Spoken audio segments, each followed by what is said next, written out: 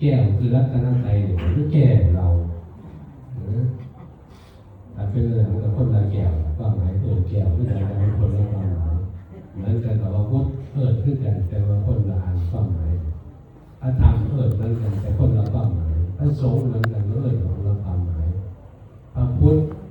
ท่านเป็นพุทธะเมื่อไหร่เมื่อท่านอายุ35 ปีก่อนหน้านั้นท่านไม่เรียกว่าเป็นพระพุทธเป็นเนี่ยพอเป็นว่าท่านตัดสรุปธรรมเป็นว่าท่านบรรลุธรรมเป็นว่าท่านจะแก่สัมมาสัมโพธิญาณว่าท่านตัดสรุปเนี่ยตัดสรุปธรรมเมื่อเป็นว่าตัดสรุปแล้วท่านเป็นถือว่าใจสื่ออย่างว่าพุทธะพอตัดสรุปธรรมแล้วจึงยืนยันว่าตัวเองเป็นพุทธะเห็นไหมแล้วอะไรทำให้ตัวเองหรือตัวท่านเป็นพุทธะเพิ่นก็เลยว่าอริยสัจสี่รู้เหตุรู้ผลความเป็นไปของสัจธรรมของความเป็นจริงของสัจธรรมของความเป็นจริงทุกข์สมุทัยนิโรธมรรคท่านเข้าใจแจ่มแจ้งว่าทำยังไงกับทุกข์ทำยังไงกับสมุทัยทำยังไงกับนิโรธทำยังไงกับอริยมรรคทำได้แล้วเราบอกสิ่งที่ควรทำก็ถูกทำได้แล้วเราบอกครับสมุทัยที่ว่าควรทำได้แล้วเราบอกก็นิโรธที่ว่าควรทำได้แล้วเราบอกก็อริยมรรคที่ว่าควรทำตรวจสอบไปของเราได้แล้วก็อย่างเพิ่งไปนั่งยืนยันว่าเป็นพุทธะเพราะรู้อริยสัจสี่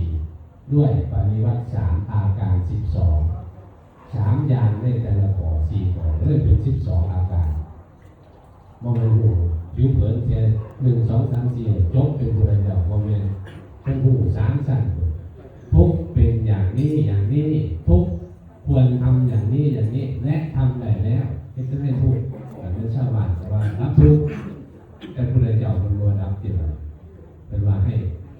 ปฏิญญาทุกให้กำหนดเรียนรู้ทุกให้รู้จักทุกและรู้จักวัดสุจีเราบอกวัดแหละเราจะบอกมันสรุปลงมาจนหมดว่าทุกอย่างเนี่ยอย่างเดียวรูปเดียวเป็นขนาดสัญญาสังขารวิญญาณเป็นตัวตนบุคคลเล่าเขาถูกจะรู้อะไรอย่างนั้นผมเดี๋ยวมาทุกท่านจะเรียกรู้กันแต่ว่าเท่าไหร่ส่วนใหญ่ว่าทุกต้องหาวิธีรับทุกเนี่ยนะเป็นทุกผมว่าไงเนี่ยหรือเนี่ยปล่อยเนี่ยจมดาเป็นทุกบอกตัวผักเลยมันถูกไปเลยกุ้มที่จะว่าไงกุ้มไปเลยกินเหล้าเลยเลยบอกทุกก็กินเหล้าเลยบอกเนี่ยดาก็กินเหล้ามันจะเป็นเรื่องในส่วนหนึ่งหาทาง